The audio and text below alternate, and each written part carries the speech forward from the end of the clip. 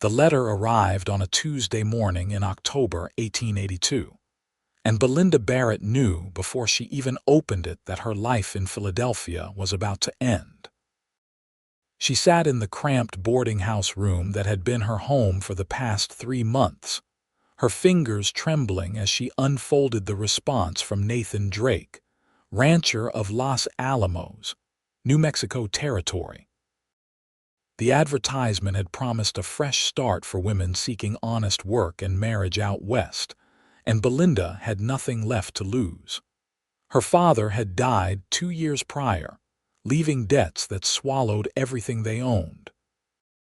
Her mother had passed when Belinda was only 12, and without family or prospects, the whispers had started. The women at the textile factory called her cursed. 3 marriage proposals had fallen through in the span of 18 months, each man backing away after hearing rumors about her family. The Barretts had been respectable once, but her father's gambling had destroyed their name. Then there was the incident with Thomas Whitmore, the merchant's son who had courted her openly, before announcing his engagement to another woman the very next week. The humiliation had been complete when his mother declared publicly that Belinda was not the sort of girl one married, only the sort one pitied.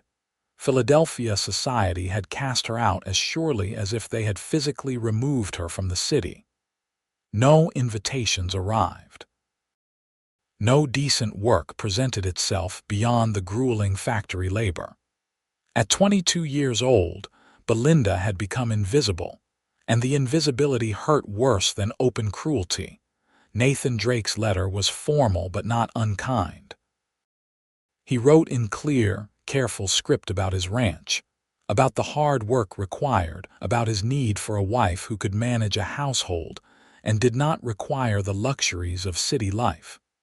He made no mention of love or romance, which Belinda appreciated for its honesty. He was 31, he wrote, and had been managing his late father's ranch for 7 years. He wanted children eventually and a partner who would not shrink from frontier life. Belinda read the letter 3 times before writing her acceptance. She packed her few belongings into a single worn trunk, used her last savings to purchase the train ticket, and left Philadelphia without saying goodbye to anyone. There was no one who would miss her, and she preferred a clean break from the city that had rejected her so thoroughly. The journey west took 12 days. The train clattered through changing landscapes, from the industrial cities of the east to the rolling farmlands of the middle states, and finally to the vast, harsh beauty of the New Mexico Territory. Belinda watched the transformation through the smudged window, feeling as though she were traveling not just across distance but across worlds entirely. Los Alamos was smaller than she had imagined, a dusty collection of buildings scattered across a high desert plateau. The October air was thin and cool when she stepped off the train, carrying her trunk with both hands. The station master, an elderly man with sun-weathered skin, barely glanced at her as she asked directions to the Drake Ranch. "About 5 miles northeast," he said, pointing vaguely toward the horizon. "Someone meeting you." "I believe so," Belinda said, though Nathan's letter had been unclear on the specifics. She waited on the platform as the afternoon sun began its descent, casting long shadows across the red earth. Other passengers departed with waiting families or boarded the stage heading further west. Eventually, only Belinda remained, sitting on her trunk, wondering if this had all been a terrible mistake. The sound of hoofbeats made her look up. A man rode toward the station on a dark bay horse, his silhouette backlit by the lowering sun. As he drew closer, Belinda could make out his features. Tall in the saddle, broad-shouldered, with dark hair that needed cutting and a face that spoke of long hours in harsh weather. He wore practical clothes, nothing fancy, and his eyes were a startling gray-green that fixed on her with an intensity that made her breath catch. "Miss Barrett," His voice was deep, roughened by wind and sun. "Yes, Mr. Drake." He dismounted in one smooth motion and removed his hat briefly in greeting. Up close, she could see the fine lines around his eyes, the calluses on his hands, the way he carried himself with the confidence of a man who knew exactly who he was. "I apologize for being late. One of the fence lines broke, and we had cattle wandering toward the canyon. Had to round them up before they fell to their deaths." "I understand," Belinda said, though in truth she knew nothing about cattle or canyons or any of this new world she had entered. Nathan studied her for a long moment, and Belinda felt the weight of his assessment. She knew what he was seeing. A thin woman in a traveling dress that had seen better days, with dark hair pinned severely back and eyes that probably showed too much of the weariness she carried. She was not beautiful by conventional standards. Her features were too sharp, her mouth too wide, her frame too angular. She had learned not to expect admiration from men's gazes, but Nathan simply nodded, as if she had passed some internal test, and lifted her trunk as though it weighed nothing. "The wagon is just down the street. The ranch is not far."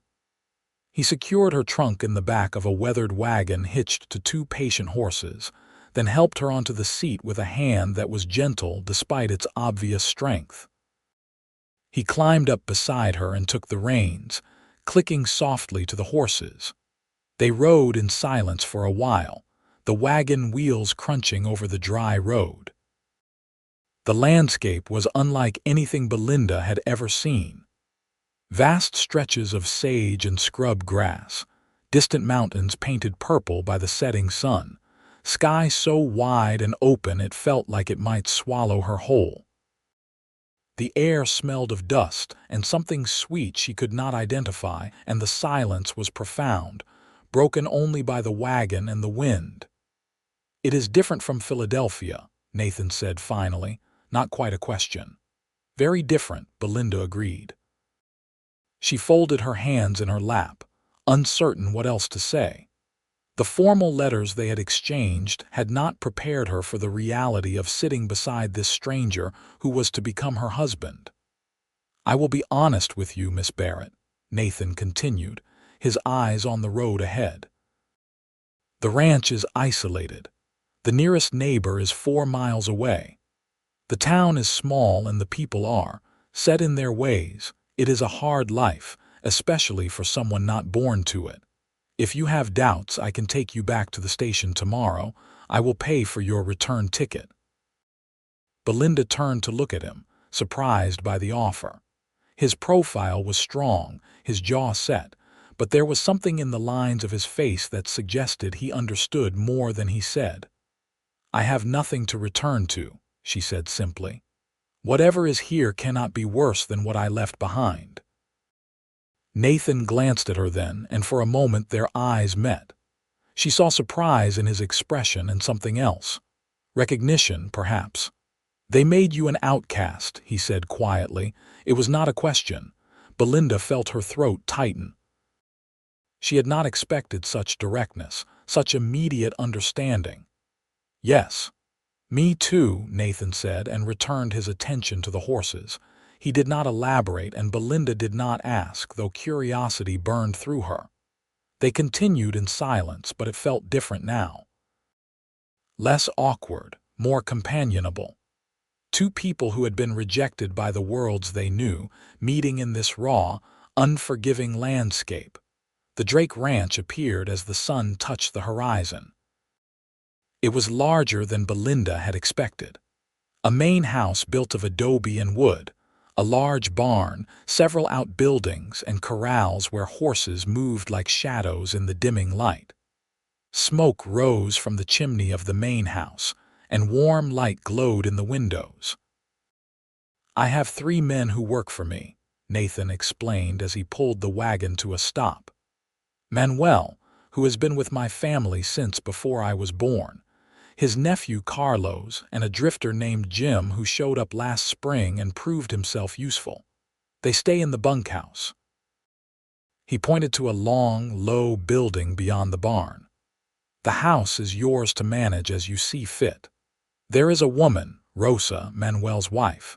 She comes twice a week to help with the heavier cleaning and laundry. She will teach you what you need to know." He helped Belinda down from the wagon, and she stood for a moment, taking in her new home. The house was simple but well-maintained, with a covered porch that wrapped around two sides. Through the windows, she could see sturdy furniture and whitewashed walls. "It is not fancy," Nathan said, and she heard a note of defensiveness in his voice. "It is beautiful," Belinda said honestly.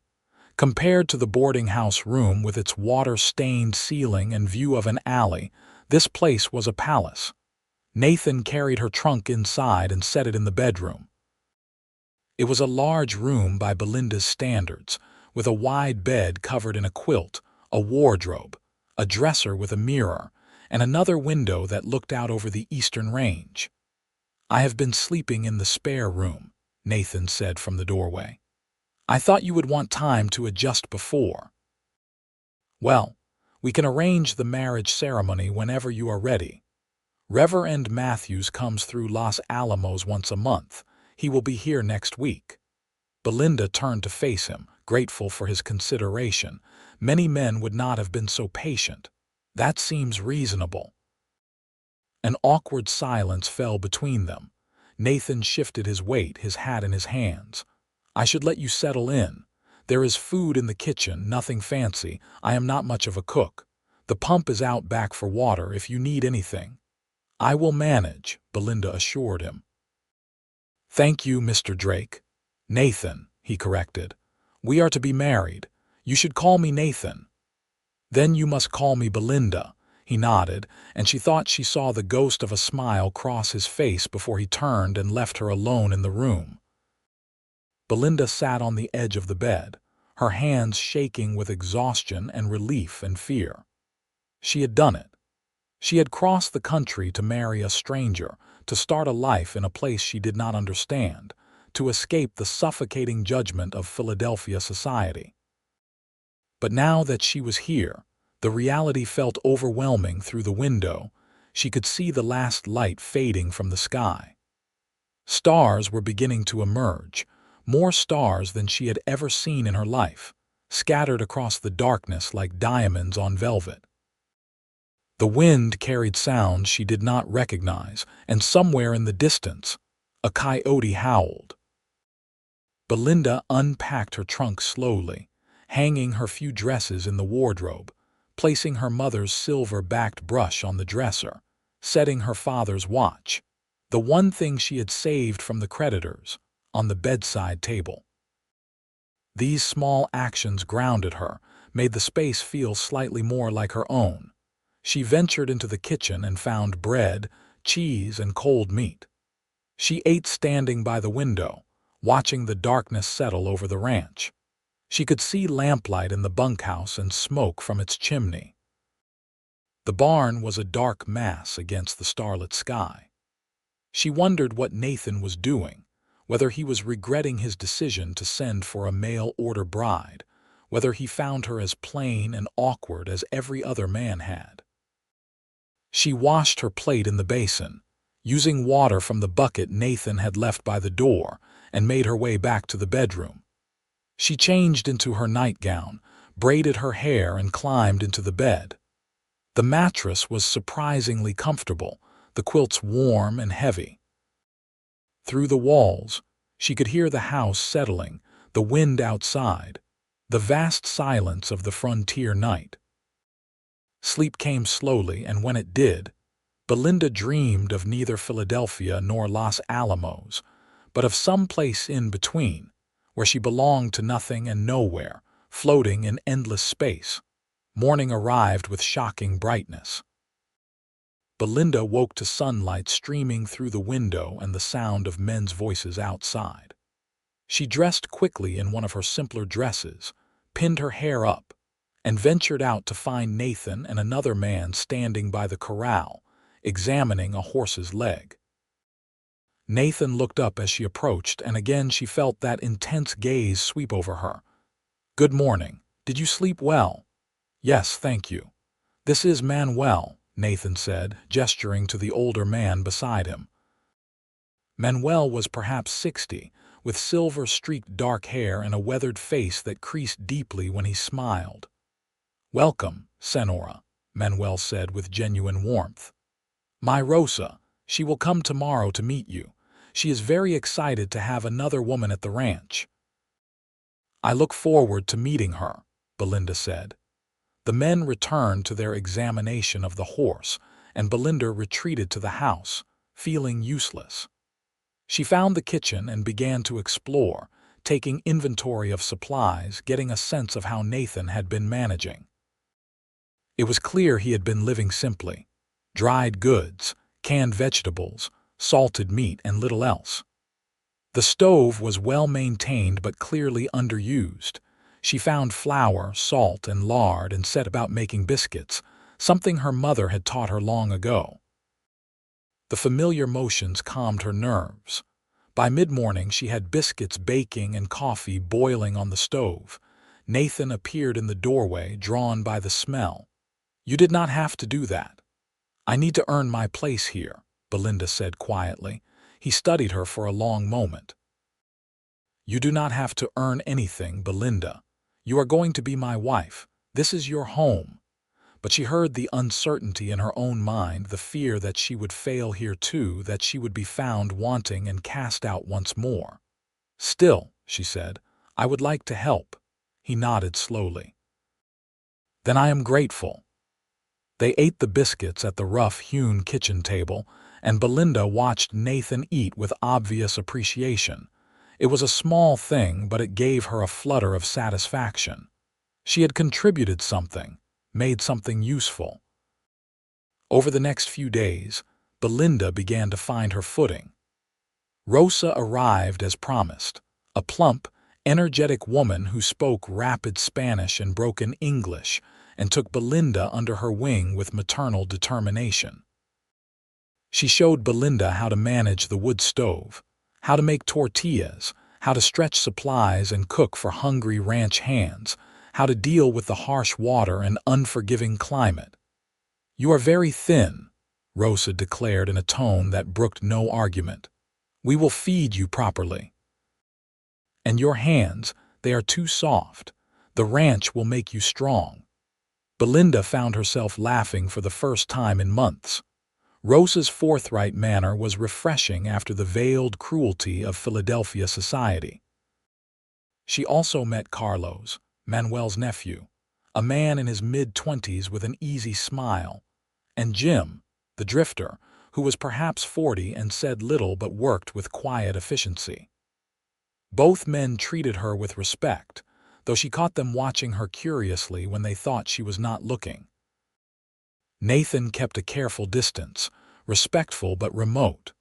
He worked long days, rising before dawn and often not returning to the house until after sunset. When he did come in, he was quiet, eating whatever Belinda prepared with gratitude but few words. He slept in the spare room, and Belinda found herself lying awake at night, aware of his presence just beyond the wall, wondering what he thought of her, whether he was disappointed with what he had gotten. The week passed quickly. Reverend Matthews arrived in Los Alamos on a bright Saturday morning, and Nathan asked Belinda if she was ready. She could have said no. She sensed he would have accepted that, would have given her more time or even released her from the arrangement entirely. But to what purpose? She had nowhere else to go, and Nathan was more decent than any man she had encountered in Philadelphia. He was hardworking, honest, and had shown her nothing but courtesy. "I am ready," she said. They rode into town together in the wagon, side by side but not touching. Los Alamos looked even smaller in daylight. A main street with a general store, a saloon, a small church, a handful of other businesses. People paused to watch as they passed, and Belinda felt the weight of their stares. Inside the church, Reverend Matthews proved to be a spare man with kind eyes. He asked them a few questions. seemed satisfied with their answers, and performed the ceremony with simple efficiency. Manuel and Rosa served as witnesses, both beaming as though this were a grand celebration rather than a practical arrangement between two strangers. "You may kiss your bride," Reverend Matthews announced. Nathan hesitated, then leaned forward and pressed a brief, chaste kiss to Belinda's lips. It was over in a moment, but Belinda felt the warmth of it, the unexpected softness. They were married. She was Belinda Drake now, wife of a New Mexico rancher, a woman with a new name and a new life. The ride back to the ranch was quiet. Belinda twisted the simple gold band Nathan had placed on her finger during the ceremony, feeling its unfamiliar weight. She wondered what was supposed to happen now, what Nathan expected of her. As if reading her thoughts, Nathan said, "Nothing has to change. Not until you are ready." But of course, everything had changed. She was his wife now, bound to him legally and spiritually. The thought was terrifying and oddly comforting at the same time. That night, after a quiet dinner, Nathan retreated to the spare room as he had every night before. Belinda lay in the large bed, staring at the ceiling, feeling the weight of expectation and confusion. She barely knew this man. How could she be his wife in truth when they were still strangers? The days continued to pass. October gave way to November, and the weather turned colder. Belinda threw herself into learning the skills Rosa taught her, into making the house a real home. She sewed curtains for the windows, organized the kitchen properly, planted herbs in boxes that she kept near the house. She learned to read the sky for coming weather, to distinguish the sounds of the ranch at different times of day, to move through this landscape that was becoming familiar. And slowly, she began to learn Nathan. She learned that he woke before dawn every morning without exception, that he preferred his coffee black and strong, that he had a gentle hand with animals but little patience for incompetence in people, that he read books in the evening when he thought no one was watching, worn volumes of Shakespeare and Dickens that had belonged to his mother, that he carried a weight of sadness that matched her own. One evening, about 3 weeks after their wedding, Belinda brought him coffee as he sat on the porch watching the sunset. She had done this a few times now, and each time he seemed surprised and grateful. This time, instead of retreating back into the house, she sat in the chair beside him. "Tell me about your family," she said quietly. "You mentioned your mother's books and your father's ranch." Nathan was silent for so long she thought he would not answer. Then he said, "My mother was from Boston. She came west with her father, who was a teacher. She met my father at a dance in Santa Fe. By all accounts, it was a love match, which was unusual then." He paused, sipping his coffee. "She died when I was 14, fever. My father never recovered from losing her. He kept the ranch going, but his heart was not in it. He died 5 years later. The doctor said it was his heart, but I think it was grief." "I am sorry," Belinda said. "And you?" Nathan asked. "Your letters mention your father passed, but little else." Belinda drew a breath. She had not spoken of this to anyone, had carried the shame and anger inside her like stones. But here, in the fading light, with this man who had also been cast out, the words came more easily. "My father was a good man who made bad choices. He gambled, lost everything. Our name, our standing, all of it gone. He died owing money to dangerous people, and I was left with nothing. The society we had belonged to wanted nothing to do with me. They whispered that I was cursed, that my family was tainted. 3 different men proposed to me and then withdrew when they learned the full extent of my father's debts and reputation. I became invisible. Or worse, visible only as an object of pity and scorn." She felt tears prickling at her eyes but refused to let them fall. "I worked in a textile factory, lived in a boarding house, and watched my life narrow down to nothing. When I saw the advertisement for mail-order brides, it felt like the only door left open to me. Nathan turned to look at her, and in the dimming light, his eyes were gentle. "You are not cursed, Belinda. You are brave. It takes courage to leave everything you know and travel across the country to marry a stranger." "Or desperation," she said with a bitter laugh. "Courage and desperation often look the same," Nathan said. He set down his coffee cup and leaned forward, his elbows on his knees. "I know what it is to be cast out. After my father died, there were debts I did not know about. Not gambling like your father, but poor investments, trust placed in the wrong people. I managed to save the ranch, but it cost me. I had been courting a woman in Santa Fe, Clara Whitfield. We were practically engaged. When she learned that I was no longer a man of means, that I would be working as a common ranch hand to save my inheritance, she ended things. Publicly. With cruelty. She made certain everyone knew that Nathan Drake was no longer worth their time." He straightened, his jaw tight. "I came back here and worked. I paid off every debt, rebuilt what my father had lost, made this ranch successful again. But the damage was done. I was marked as someone who had fallen, who was no longer part of polite society. So I stayed here, away from town, away from people who judged me." Belinda felt a rush of understanding so profound it took her breath away. They were the same, she and Nathan. Both wounded by rejection, both exiled by the cruelty of social judgment, both trying to build new lives from the wreckage of the old. "We are a pair then," she said softly. "Two outcasts." Nathan looked at her, and for the first time she saw his expression soften completely. "Maybe that is why you belong here with me now," he said, his voice low and rough with emotion. "Because we understand each other. Because we have both survived being cast out and know what it costs." The words hung in the air between them. Belinda felt something shift in her chest, a loosening of the tight bands of fear and shame she had carried for so long. Nathan was not judging her. He was recognizing her, seeing her. "Yes," she whispered. "Maybe that is exactly why." They sat together as full darkness fell, the stars emerging in their thousands overhead, and for the first time since arriving in New Mexico, Belinda felt the stirring of something that might, eventually, become belonging. The next morning, Belinda woke to find that the temperature had dropped significantly overnight. When she went outside to get water from the pump, her breath made white clouds in the air. Winter was coming to the high desert.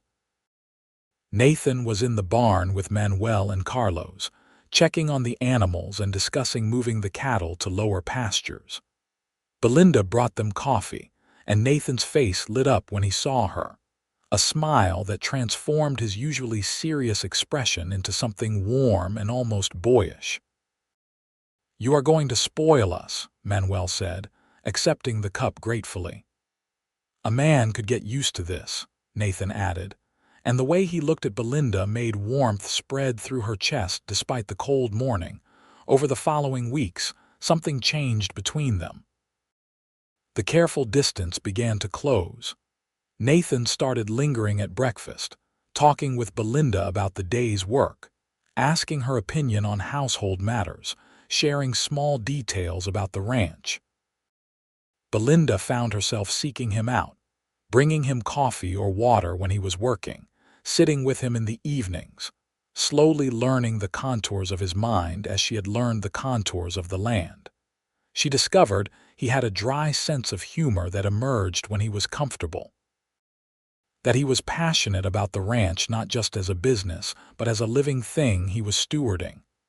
That he had strong opinions about literature and politics and was happy to debate both with her. That he listened when she spoke, truly listened, as though her words mattered. And Belinda found herself changing too. The constant anxiety that had plagued her in Philadelphia began to ease. Her hands grew calloused from work, her body stronger. Rosa taught her to shoot a rifle for protection when the men were out on the range, and Belinda discovered she had a good eye. She learned to ride a horse, tentatively at first, then with growing confidence until Nathan trusted her to ride out with him to check the near fence lines. One afternoon in early December, they rode together to a high point on the ranch where the view stretched for miles in every direction. The land was brown and gold under the winter sun, vast and beautiful and harsh. Belinda sat on her horse beside Nathan, looking out over this territory that was slowly becoming familiar. "I have never felt small in a good way until I came here," she said.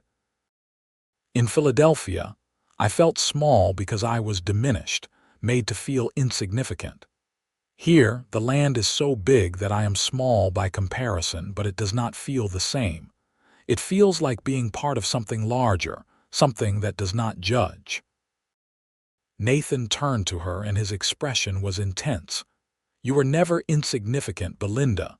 Those people who made you feel that way were wrong, small-minded and wrong. You are kind to say so." "I am not being kind, I am being honest." He paused, seeming to struggle with something. "When you first arrived, I thought you were like Clara, like the other women who had rejected me. I thought you would find the ranch too hard, too isolated, that you would see me as a failure. But you are nothing like them. You are stronger, braver. You do not complain or demand what I cannot give. You work beside me, and you have made this place a home again." Belinda felt tears pricking her eyes, but these were different tears than the bitter ones she had shed in Philadelphia. These were tears of relief, of recognition, of something dangerously close to happiness. "This ranch, this life, she said quietly, have given me back something I thought I had lost. Purpose. A place to belong. I am grateful, Nathan." He reached across the space between their horses and took her hand. His grip was warm and strong, and Belinda felt the touch all the way through her body.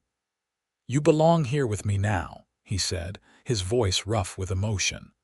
"Not because you had nowhere else to go, but because this is where you are meant to be. I know it. I feel it." Belinda squeezed his hand, unable to speak past the lump in her throat. They sat there on the hillside, hands clasped, as the sun moved across the sky and the wind whispered through the dry grass.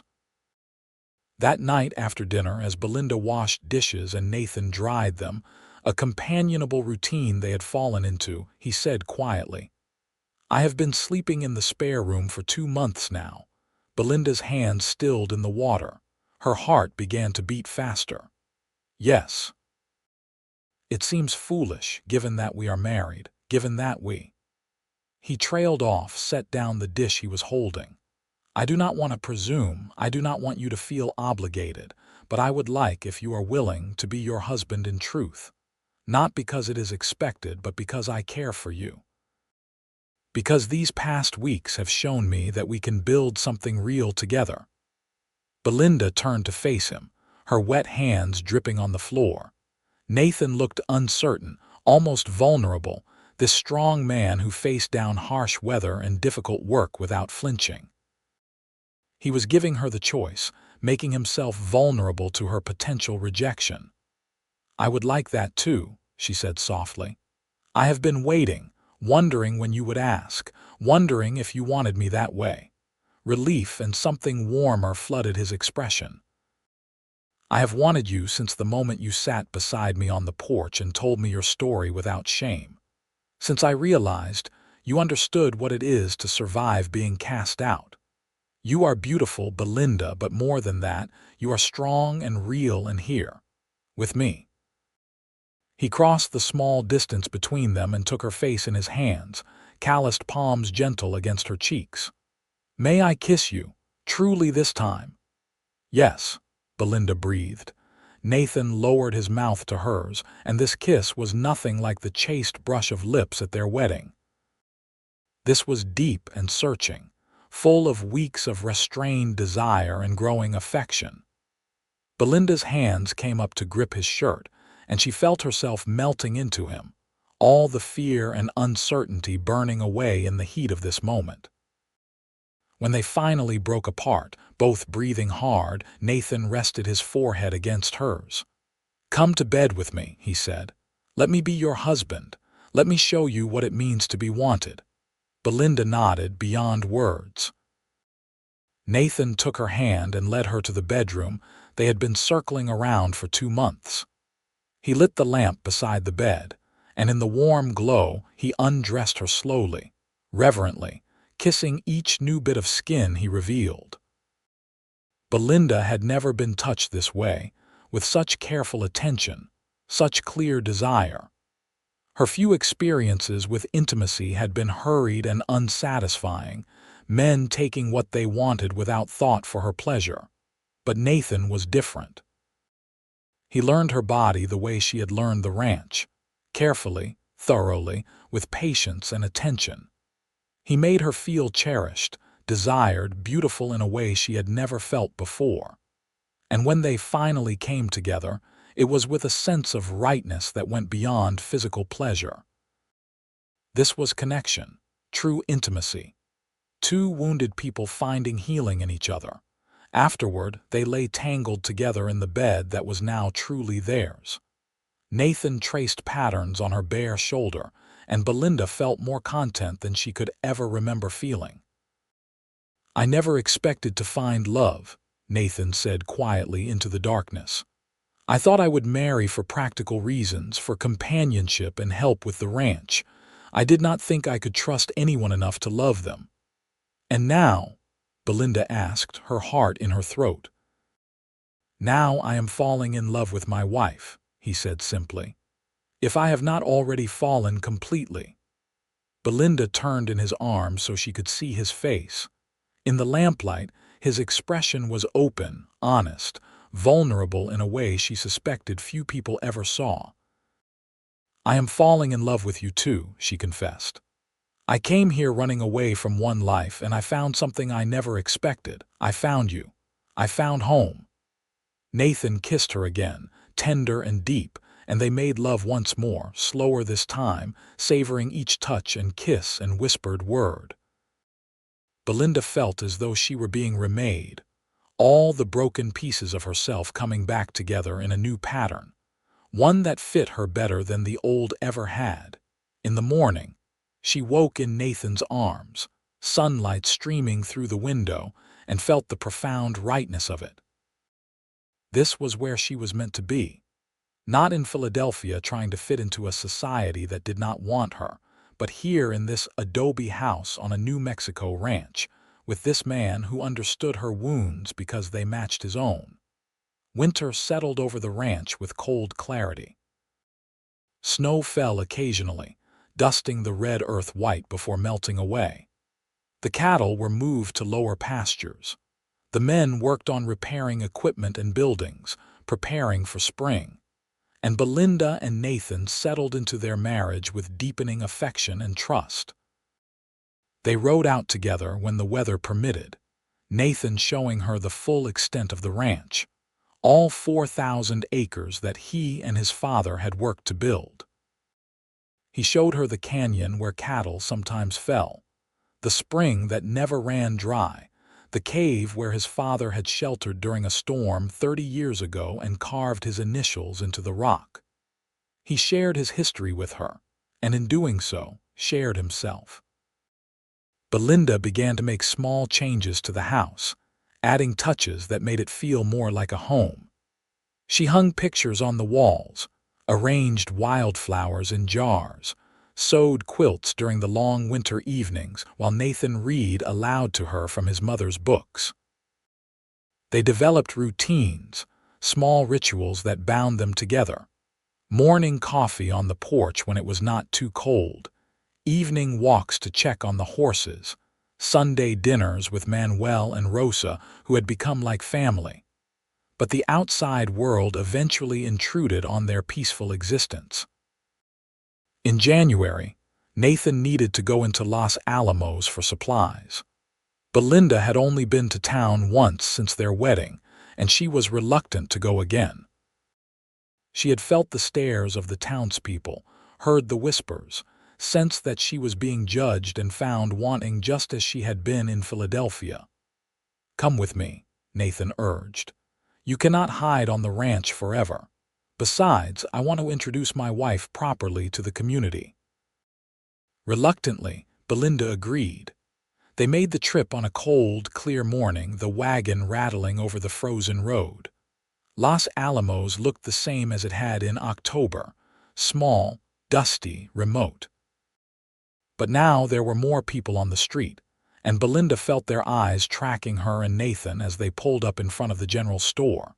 Inside, the store owner, a thin man named George Hastings, greeted Nathan with stiff courtesy and Belinda with barely concealed suspicion. "Mrs. Drake," he said, making her name sound like a question he did not particularly want answered. While Nathan discussed supplies, Belinda wandered the store, looking at bolts of fabric and canned goods. She became aware of two women watching her from the corner near the dry goods. They were whispering, not bothering to hide their curiosity or disapproval. One of them, a handsome woman in her 30s with elaborate hair and expensive clothing, approached Belinda with a smile that did not reach her eyes. "You must be Nathan Drake's mail-order bride. I am Judith Simpson. My husband owns the bank." "How do you do?" Belinda said politely, recognizing the trap she had walked into. "It must be quite an adjustment coming from Philadelphia to this rough country," Judith continued. "Nathan has been so isolated out on that ranch. We were all surprised when we heard he had sent for a wife rather than courting someone locally."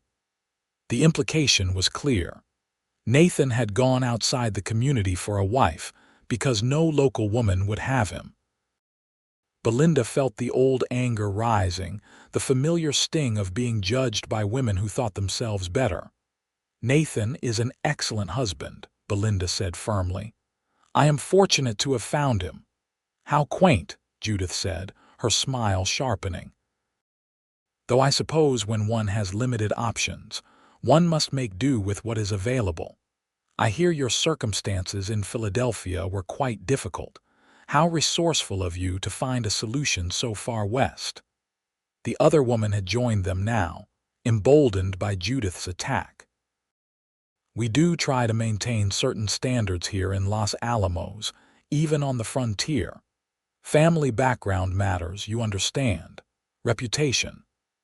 Belinda felt the heat rising to her cheeks, but before she could respond, Nathan appeared at her side. His expression was dark, his voice cold. "My wife's reputation is spotless, and her family background is none of your concern, Judith.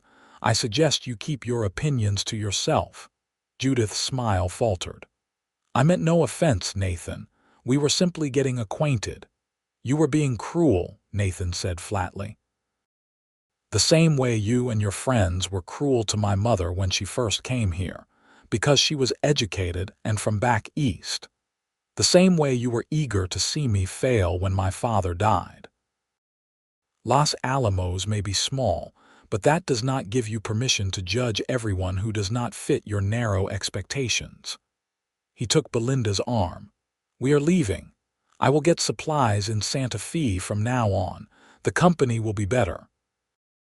They walked out of the store together, Belinda's heart pounding with a mixture of humiliation and fierce pride in her husband. Nathan helped her into the wagon with gentle hands, but his jaw was tight with anger. "I am sorry," he said as they pulled away from the town. "I should have known they would treat you that way. They are small-minded people who have nothing better to do than gossip and judge." "It is the same everywhere," Belinda said quietly. "In Philadelphia here, probably anywhere we go. There are always people who need someone to look down on to make themselves feel superior." Nathan reached over and took her hand. "Then we will stay away from them. We have the ranch, we have each other. We do not need their approval." But Belinda could see the hurt in his eyes, the old wounds reopened by Judith's casual cruelty. She squeezed his hand. "You defended me, No one has ever done that before. They all just watched or joined in the whispers, but you stood up for me. Of course I did. You are my wife. More than that, you are the woman I love. I will not let anyone treat you the way those people treated you in Philadelphia. Not here, not anywhere. Belinda felt tears sliding down her cheeks, but she was smiling. I love you too, Nathan. I did not think I could feel this way about anyone. I did not think I deserved it. Nathan pulled the wagon to a stop right there on the road. He turned to her and wiped the tears from her face with his thumbs, his touch infinitely tender. You deserve everything good in this world, Belinda. You deserve to be loved and cherished and protected. And I intend to spend the rest of my life making sure you know that. He kissed her there on the side of the road, with the winter sun bright overhead and the vast New Mexico landscape stretching around them. And Belinda kissed him back, pouring all her love and gratitude and relief into that moment. They did not return to Los Alamos. True to his word, Nathan made the longer trip to Santa Fe when they needed supplies, and Belinda went with him. Santa Fe was larger, more cosmopolitan, and no one paid them any particular attention. They were simply one more ranch couple among many, and the anonymity was liberating. The months passed. Winter gave way to early spring, and the ranch came alive with new activity. Calves were born, requiring round-the-clock attention. Fences needed mending after winter storms.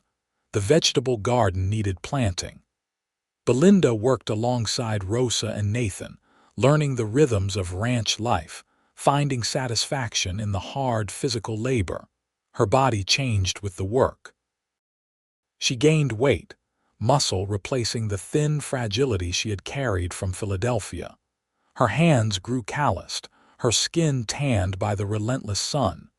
She looked in the mirror one morning and barely recognized herself. This woman was strong, capable, alive in a way the Philadelphia Belinda had never been. Nathan noticed the changes too. You are thriving here, he said one evening as they sat on the porch watching the sunset. You look like you belong to this land now. I feel like I do, Belinda admitted. I never thought I could be happy doing physical labor, living so simply, but I am happier than I have ever been. Nathan pulled her close, and she leaned against his solid warmth. So am I. This ranch was just a place I worked before you came. Now it is a home. In May, Belinda realized her monthly courses had not come. She waited another week before saying anything to Nathan, afraid to voice the hope growing inside her. But when the nausea started, gentle but persistent in the mornings, she could no longer deny the possibility. I think I might be with child, she told Nathan one evening, her heart racing with fear and excitement. Nathan's face transformed, joy lighting his features from within. Truly, I am not certain yet, but the signs seem right. He swept her into his arms, careful but exuberant. A baby. Our baby. Belinda, this is wonderful. Over the following weeks, the signs became undeniable. Rosa confirmed what Belinda had suspected, and then suggested they make the trip to Santa Fe to see a proper doctor. The doctor, a middle-aged man with kind eyes, confirmed the pregnancy and estimated the baby would arrive in early December. You are healthy and strong, he told Belinda. Keep doing what you have been doing. The ranch work is good for you within reason. And you have a supportive husband, which matters more than most people realize. The ride back to the ranch was filled with plans and dreams. Nathan talked about building a cradle, about which room should become the nursery, about teaching their child to ride and raid and love this land as he did. Belinda watched him, her hand resting on her still flat belly, marveling at how much her life had changed in less than a year. Boy or girl, it does not matter, Nathan said, as long as you are both healthy and happy. A boy might be useful for ranch work, Belinda said teasingly. A girl could do ranch work just as well, Nathan countered. You have proven that. Our daughter would be as capable as any son. Their daughter. The words sent a thrill through Belinda. She had not let herself think much about children, had assumed that part of life would pass her by given her circumstances. But now she was married, loved, and carrying Nathan's child. The future stretched before her, full of possibility. The pregnancy progressed well. Belinda continued to work, though Rosa and Nathan both fussed over her, trying to prevent her from doing anything strenuous. She felt strong and healthy, more vibrant than ever before. The sickness passed after the first few months, and she moved into a phase of seemingly boundless energy. Summer was brutal on the high desert, the heat relentless and dry. But the ranch had its rhythms, and Belinda had learned them.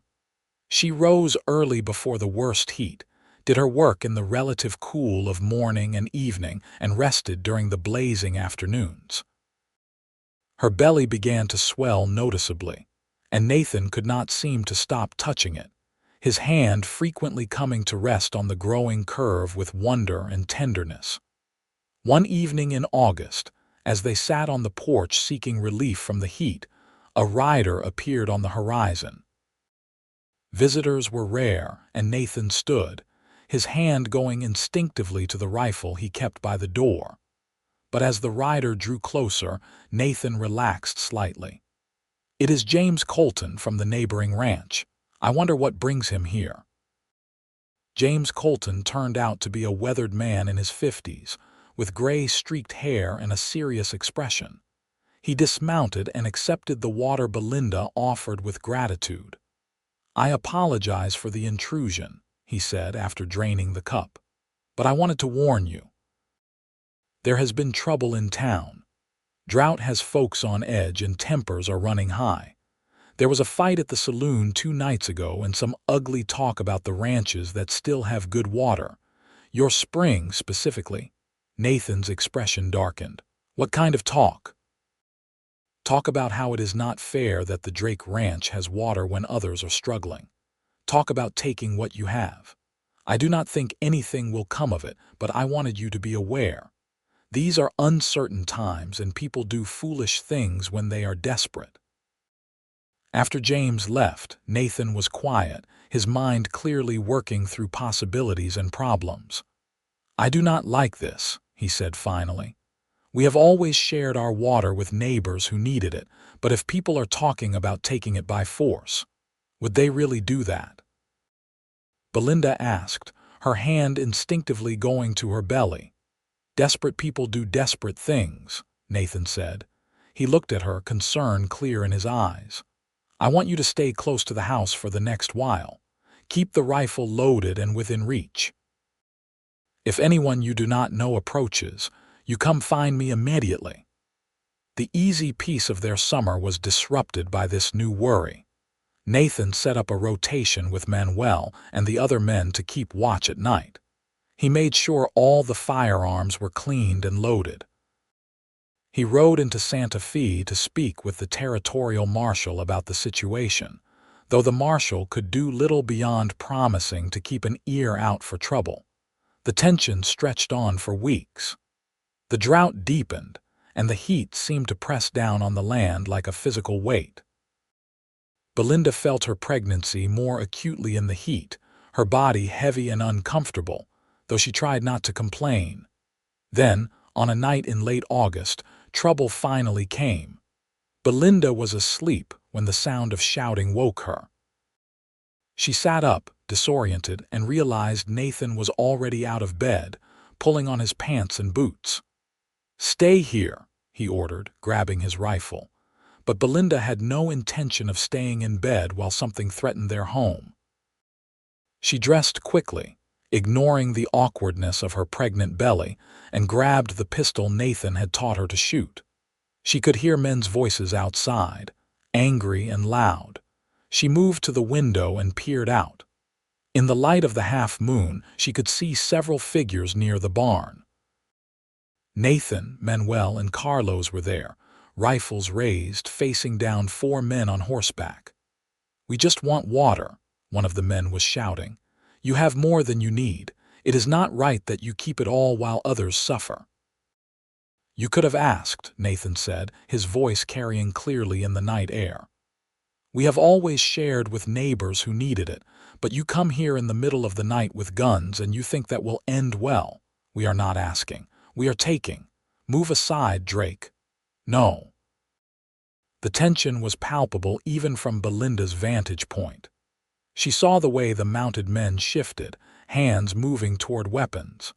She saw Nathan's stance, solid and unmovable. She saw the way this could turn deadly in a heartbeat.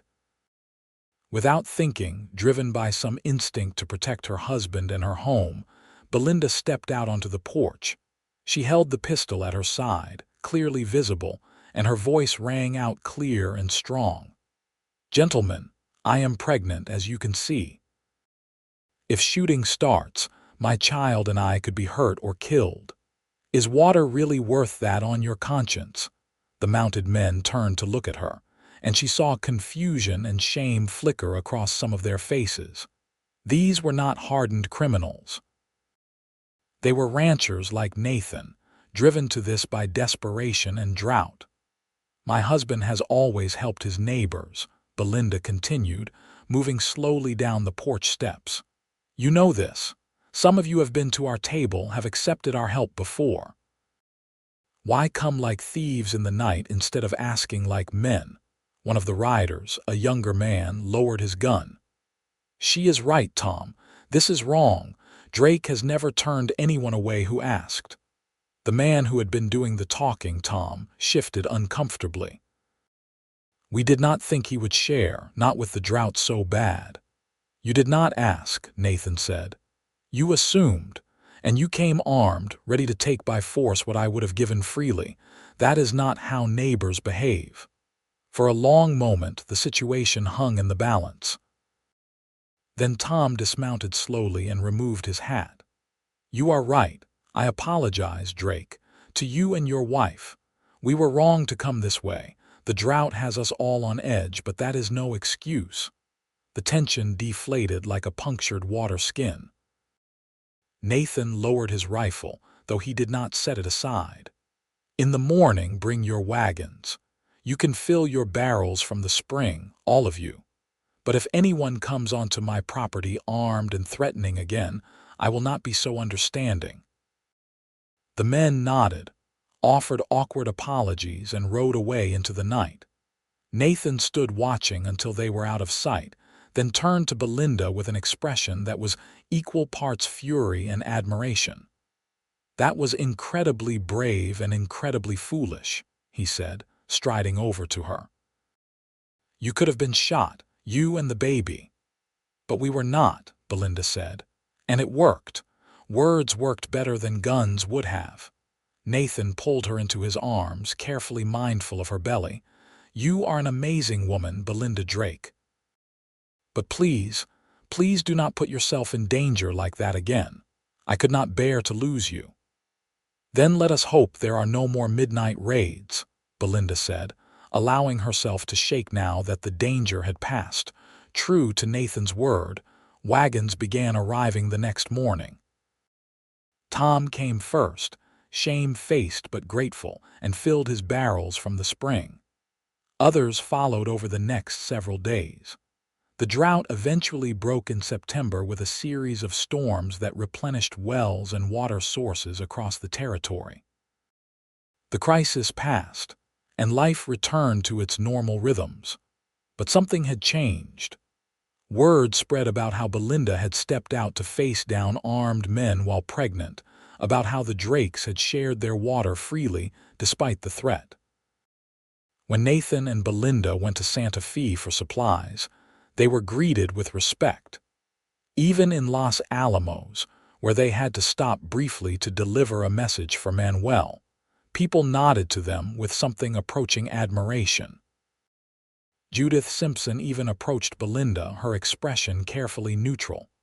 "I heard what you did during the drought. That took courage." "It took common sense," Belinda said evenly.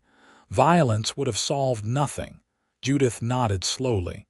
"Perhaps I judged you too quickly." You are stronger than you appear. It was not quite an apology, but it was something. Belinda accepted it with grace and moved on. She did not need Judith's approval, but she found she did not hold a grudge either. That part of her life, the part that needed acceptance from society women, had burned away in the New Mexico sun. Autumn arrived, painting the landscape in shades of gold and red. Belinda grew larger, her belly huge now as December approached. She could no longer ride or do heavy work, which frustrated her, but Rosa and Nathan conspired to keep her resting and comfortable. Nathan built the cradle he had promised, working in the evenings by lamplight, sanding the wood until it was smooth as silk. He carved small designs into the headboard, a horse, a cactus flower, a star. "So our child will know where they come from," he explained. In early December, on a cold, clear morning, Belinda's labor began. Rosa had moved into the house the week before, prepared to serve as midwife, having delivered many babies in her years. Nathan sent Carlos racing to Santa Fe for the doctor, just in case, but Rosa was calm and confident. "Babies come when they are ready," she said. "This one will be fine. You are strong." The labor was long and hard, lasting through the day and into the night. Nathan stayed by Belinda's side the entire time, holding her hand, wiping her face, whispering encouragement. When the pain was worst, she gripped his hand hard enough to leave marks, and he never once pulled away. Finally, as the clock neared midnight, their baby was born. A boy, healthy and strong, with a lusty cry that filled the house.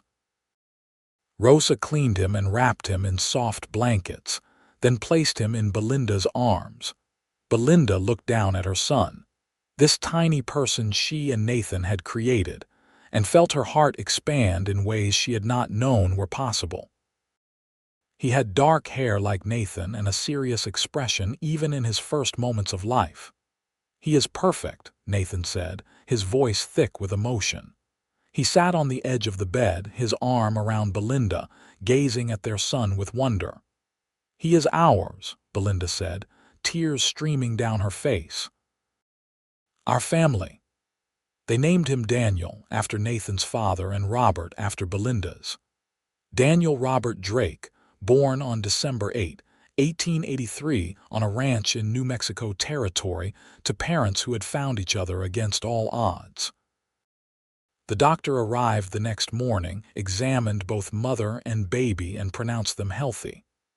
"You did well," he told Belinda. "And this young man is a fine specimen. He will grow up strong in this country." The weeks after Daniel's birth were a blur of sleepless nights and constant feeding, of learning to care for this tiny, demanding person.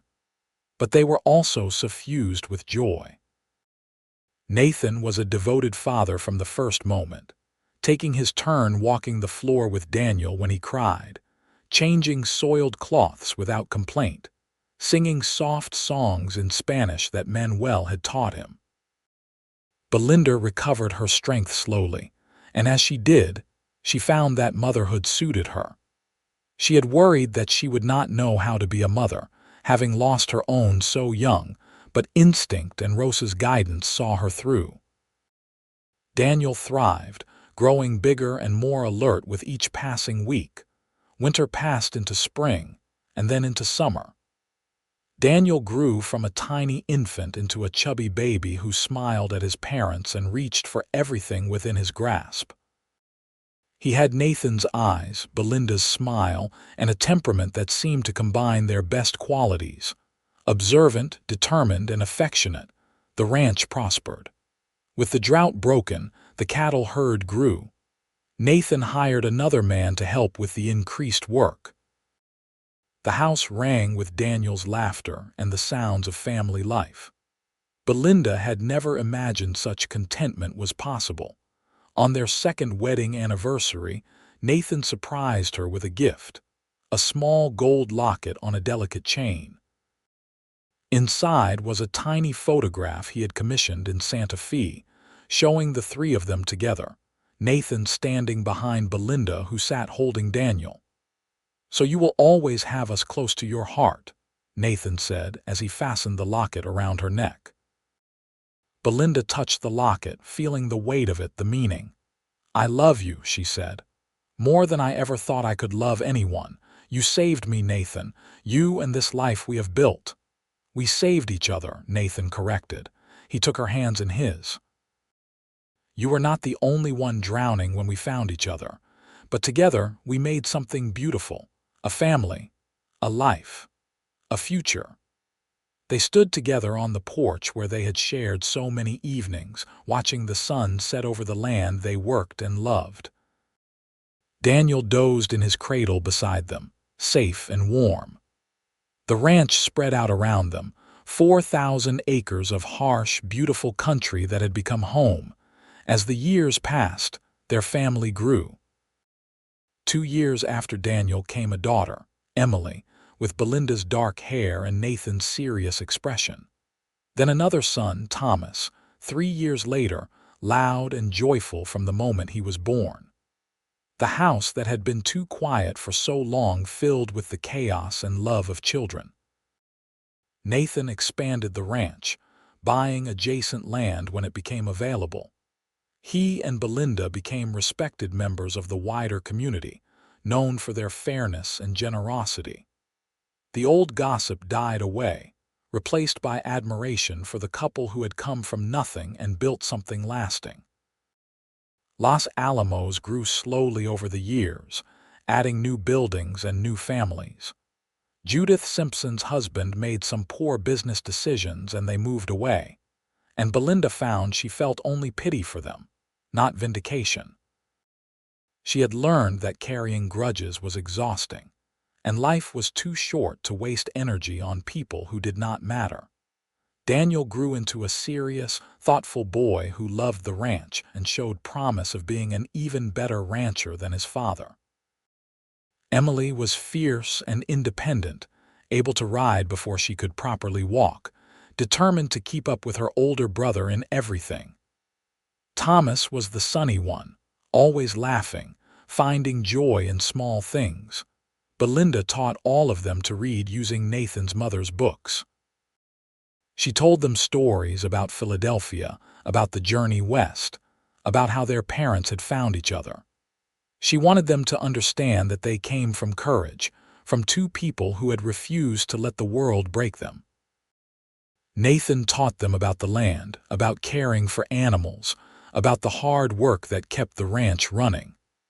But more than that, he taught them about loyalty, about standing up for what was right, about choosing kindness over cruelty. On quiet evenings after the children were in bed, Belinda and Nathan still sat on the porch as they had from the beginning. They talked about the day's events, made plans for the future, or simply sat in comfortable silence, hands clasped, watching the stars wheel overhead. "You ever regret it?" Nathan asked one such evening, years into their marriage. Leaving Philadelphia, coming here to marry a stranger, Belinda turned to him, this man who had become the center of her world, and smiled. "Never, not once. That life was not living, Nathan. It was merely existing. This life with you, with our children on this ranch, this is living. This is everything I never knew I wanted." "I asked you to come here because I needed help with the ranch," Nathan said. "I never expected to find love, but that is what you gave me. Love, family, purpose beyond just surviving. You made me whole again, Belinda. And you gave me belonging," Belinda said. "You told me I belonged here with you, and you were right. I do belong here, I always will." They kissed as the sun disappeared below the horizon, husband and wife, partners in every sense, two outcasts who had found their way home to each other. Years turned into decades. The children grew and married and had children of their own. Daniel took over management of the ranch when Nathan's back and knees began to protest the hard physical labor. Emily married a rancher from Santa Fe and managed her own spread with formidable efficiency. Thomas became a teacher, using the education his mother had insisted he receive to help other children in the territory learn to read and write. Nathan and Belinda grew old together, their bodies wearing with the years, but their love only deepening. They sat on the same porch where they had shared their first real conversation, watching their grandchildren play in the yard, and marveled at the life they had built. "We have been blessed," Belinda said one evening, her hair now silver, her hands wrinkled but still strong. Nathan, gray-haired and lined but still possessed of that intensity that had first drawn her, squeezed her hand. "We made our own blessings. We chose each other, and we kept choosing each other every day. That is what made the difference." They watched the sunset together, as they had done thousands of times before, and would do thousands of times more before their time ran out.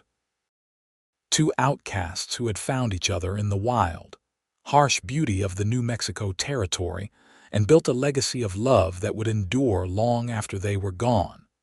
The ranch prospered under Daniel's management, and Emily's children showed promise of being strong ranchers in their turn. Thomas's students went on to become teachers themselves, spreading education across the growing territory.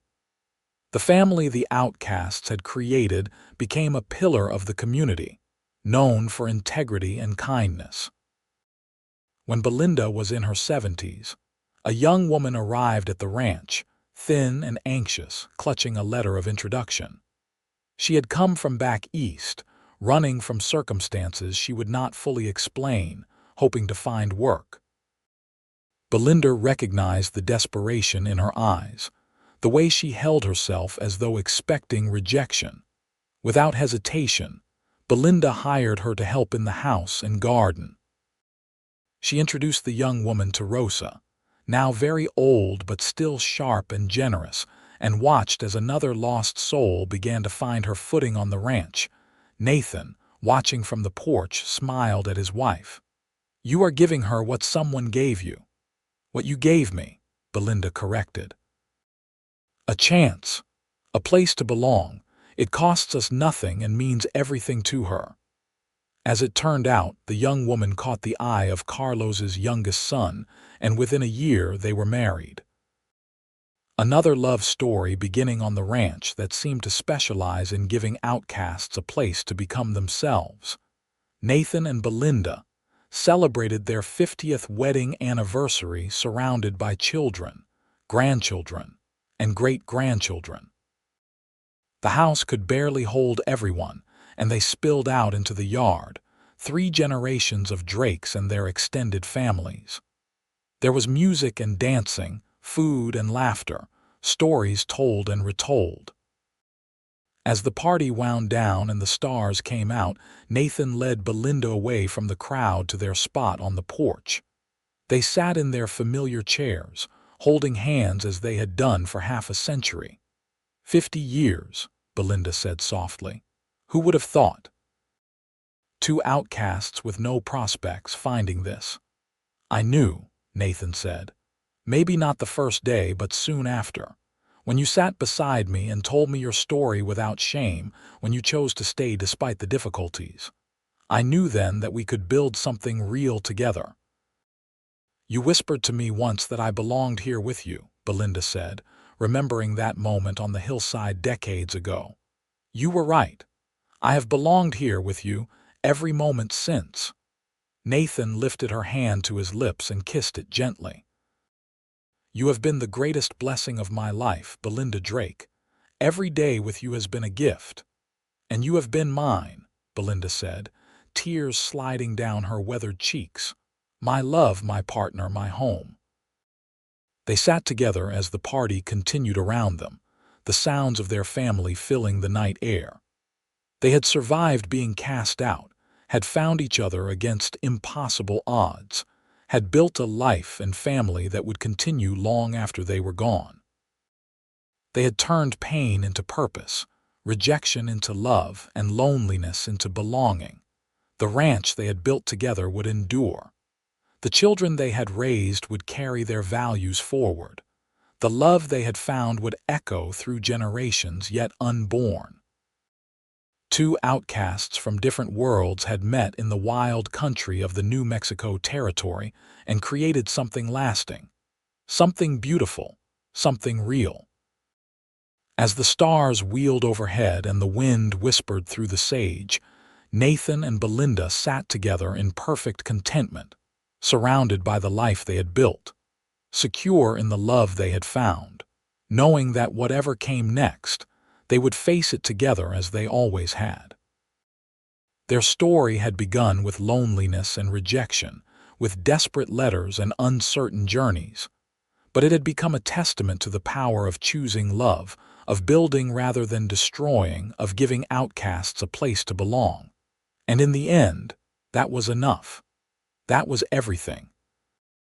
The ranch would stand, the family would grow, and the memory of two people who had found each other when they needed it most would live on. A reminder that sometimes the greatest love stories begin with the simplest of choices. To give someone a chance, to see worth where others saw failure, to whisper in the darkness that you belong here with me now, and mean it with your whole heart.